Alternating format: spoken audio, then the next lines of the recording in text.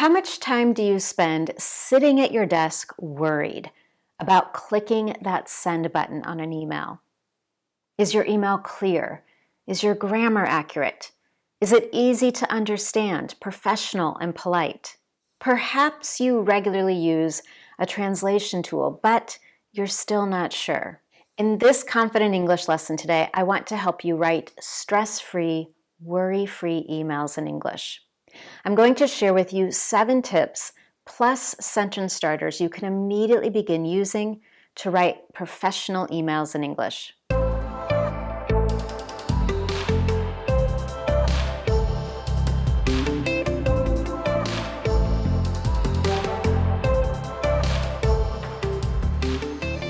Before we get started, just in case this is your first time here, let me quickly introduce myself. I'm Anne-Marie with Speak Confident English. Everything I do is designed to help you get the confidence you want for your life and work in English. One way I do that is with my weekly Confident English lessons, where I share my top fluency and confidence building strategies, as well as training and communication skills, just like in this lesson today. So while you're here, make sure to give this lesson a thumbs up on YouTube and subscribe to the Speak Confident English YouTube channel so you never miss one of my Confident English lessons.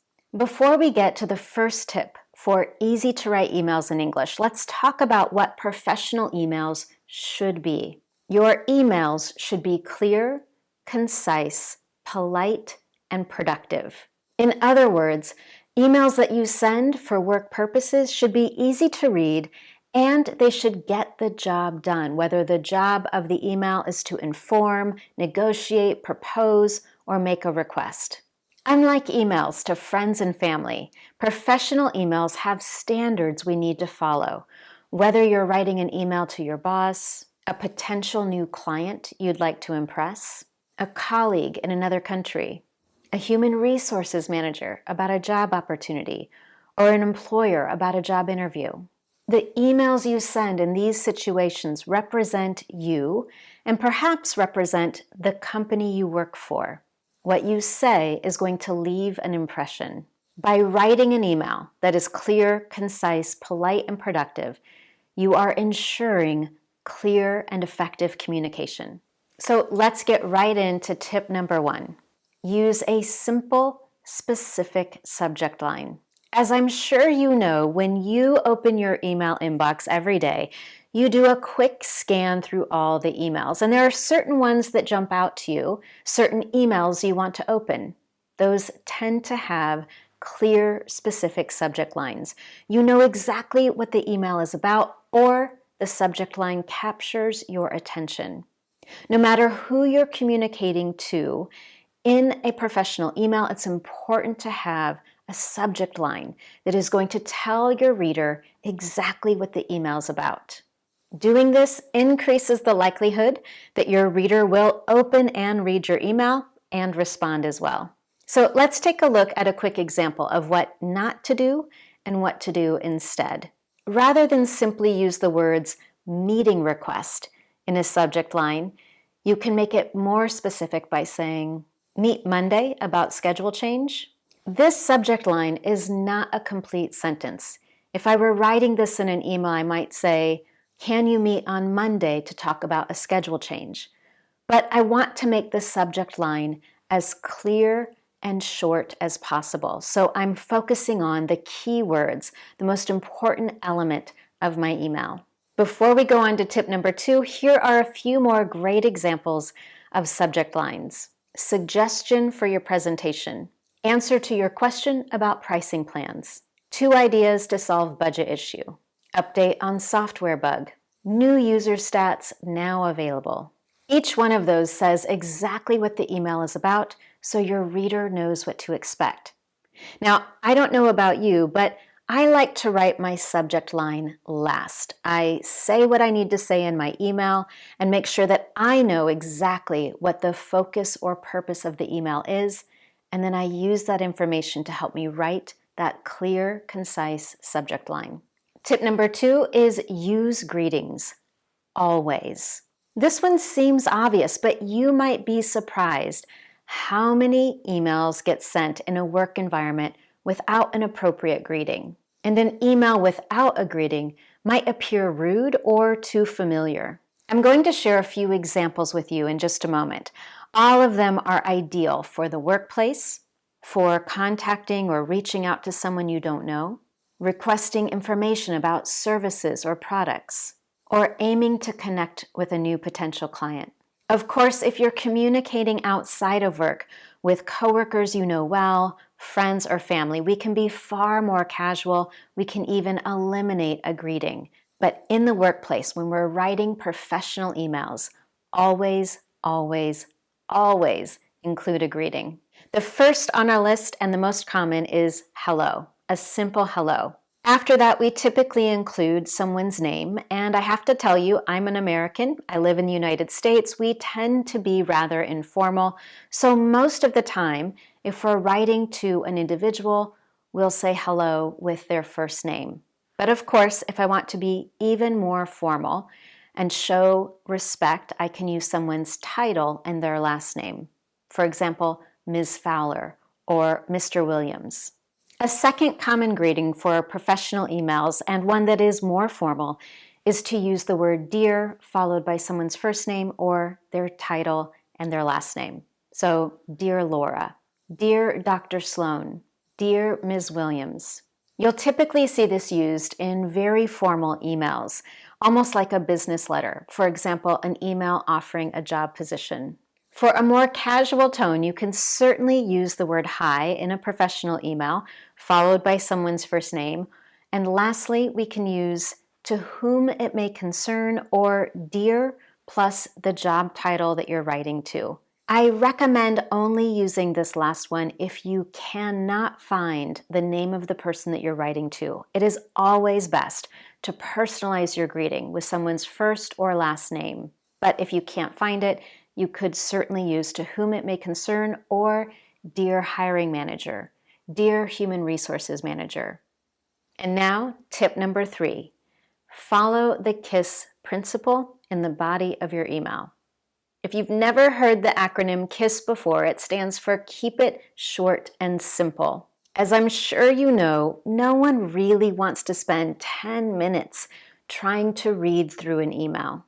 Long, complex sentences with multiple paragraphs in an email is a sure way to lose your reader's attention. It also leads to more miscommunication because important details can get lost. To keep your email short and simple, here are 5 recommendations. Number 1, use short sentences. Number 2, use simple grammar and simple sentence structures. Number 3, use short words if you can. 4, avoid long paragraphs. And number 5, use bullet points for lists or key details.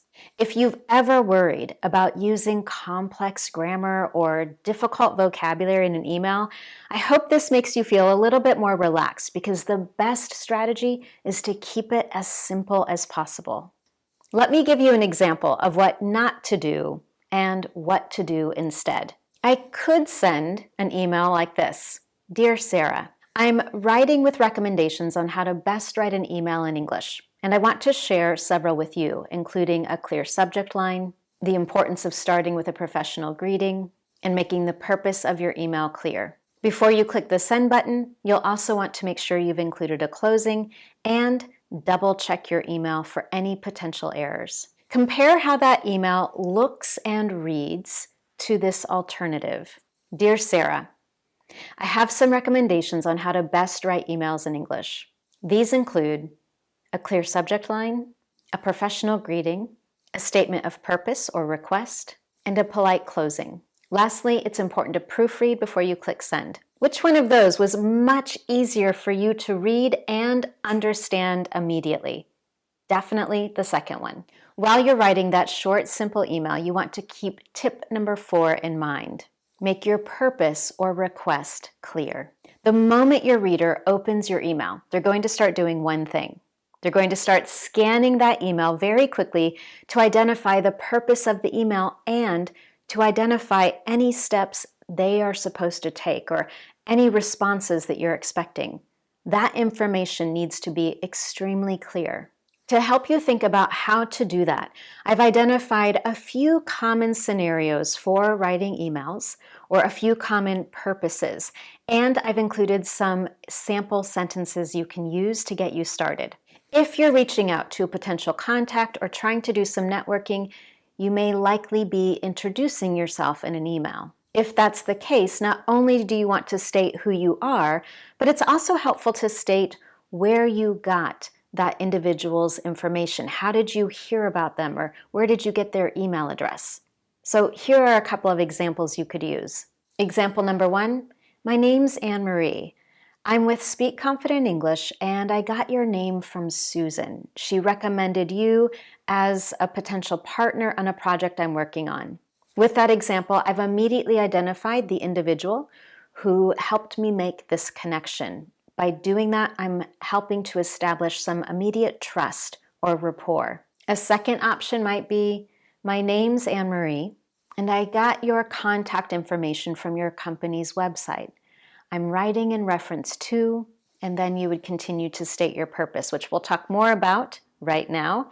The next thing you want to do after stating who you are in an email, if it's necessary to do that, is to state your purpose, the reason you're writing. For example, I'm writing in response to your inquiry from last Thursday, or you might use a specific date. For example, I'm writing in response to the email you sent last week, or I'm writing in response to the email you sent on April 13th.